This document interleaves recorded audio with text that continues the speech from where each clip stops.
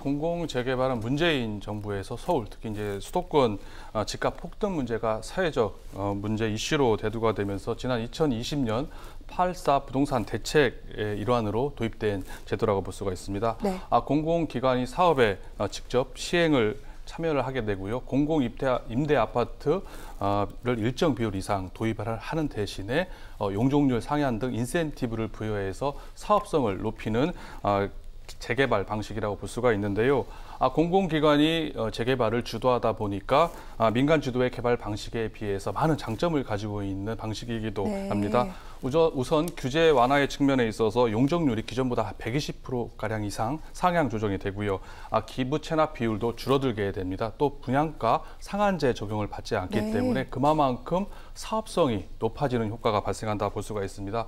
또 하나 공공 재개발의 장점 중에 하나는 또 속도라고 볼 수가 있습니다. 기존 민간 재개발 같은 경우는 조합장과 조합원, 그리고 조합원과 시공사 간의 갈등 등으로 인해서 기간이 한 3, 4년 지체되면서 평균 10년 이상 걸리는 게 다반사라고 볼 수가 있습니다. 하지만 공공 재개발 같은 경우는 한 5년 내지 6년 정도의 기간으로 대폭 줄어들게 되는 효과가 발생을 하고요. 또한 각종 인허가 절차도 신속하게 추진된다는 장점이 있다고 볼 수가 있습니다. 또한 이주비를 융자한다든지 사업비를 국가가 지원하는 혜택도 있다고 볼 수가 있습니다. 반면 단점으로는요, 용적률이 최대 500%까지 늘어나기 때문에 한 50층까지 높아지게 되는 초고밀도 아파트가 들어설 수 있게 됩니다. 그렇게 되면은 고밀도 주택으로 인한 교통 정체, 주거 환경이 나빠질 수 있다는 우려가 있고요. 또 임대 주택 비율이 늘어난 용적률의 최대 50%까지 임대 아파트 비율, 전체 공급량의 20%가량이 임대주택, 임대 아파트를 공급을 한다는 점에 있어서 이 점을 단점으로 지적하는 부분도 있다, 이렇게 볼 수가 있습니다. 그렇군요.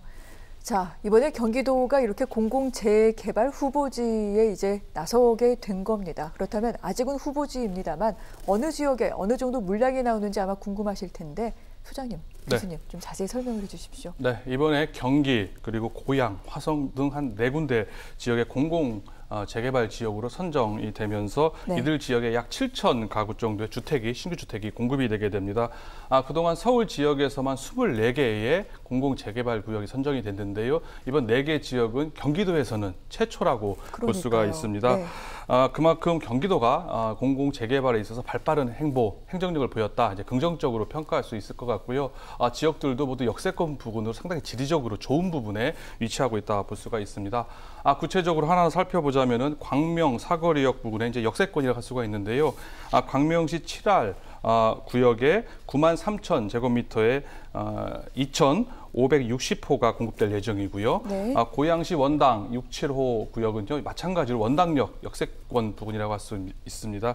이 지역 한 15만 8천 제곱미터에 약 4,500호 주택이 공급이 되게 됩니다. 이에도 화성 진안 1-2 구역에도 320호가 공급되면서 이 모든 걸 다 합치게 되면 대략 한 7,000호가 조금 넘게 되게 됩니다. 이들 지역들은 후보지가 선정 발표된 당일이죠. 16일에 토지거래 허가 구역으로 바로 묶였고요. 경기도는 이들 지역을 공공 재개발 예정 구역으로 지정하는 한편 관리 산정 기준일을 후보지 발표일인 16일로 해서 이날 이후에는 신축 내지는 지분 쪼개기를 제한할 예정입니다. 그렇군요. 모두 7,380가구가 지금 예정이 되어 있는 상태입니다. 그리고 이번에 발표된 후보지는 예전에 다 정비구역으로 묶였다가 이 개발 사업이 지지부진하면서 해제됐다가 이번에 다시 후보지로 오르게 된 건데 주민들의 반응이 궁금해요, 교수님. 네. 경기도에서 처음 시작되는 사업이다 보니까 해당 구역 주민들을 비롯해서 인근 민간 주도 재개발 지역에 있는 주민들조차 많은 관심이 집중되고 있다, 고조되고 있다 볼 수가 있는데요.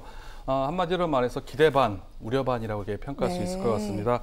말씀하신 것처럼 이들 지역은 공공 재개발 지역으로 선정되기 전까지는 정비 예정 구역이 해제되는 각종 부침을 겪었던, 그동안 재개발 사업이 지지부진했던 정체되었던 지역이라고 할 수가 있습니다. 그렇다 보니까 이번 정부의 결정을 환영하면서 신속하게 재개발이 이루어질 거라고 기대하는 목소리가 있는 한편, 반면에 우려의 목소리를 내는 주민들도 많은 상황이라 볼 수가 있습니다. 왜냐하면은 이제 공공 재개발이 민간 재개발에 비해서 상당히 빠르게 사업 기간이 신속하게 진행되는 장점이 있는 반면에 민간 주도의 재개발, 재건축에 비해서 보상가가 조금 낮지 않냐라는 이런 문제점이 있다. 또 개발의 질이 떨어질 거 아니냐라는 부정적 시각이 저변에 깔려 있는 게 네. 사실이기 때문이라고 할 수가 있는데요. 특히 또 최근에 LH 사태 등으로 인해서 공공기관에 대한 신뢰도가 지금 땅바닥까지 떨어진 상태 아니겠습니까? 네. 이 점 역시 공공개발에 대한 불신, 부정적 요소로 작용하고 있다 이렇게 볼 수 있을 것 같습니다. 그렇군요.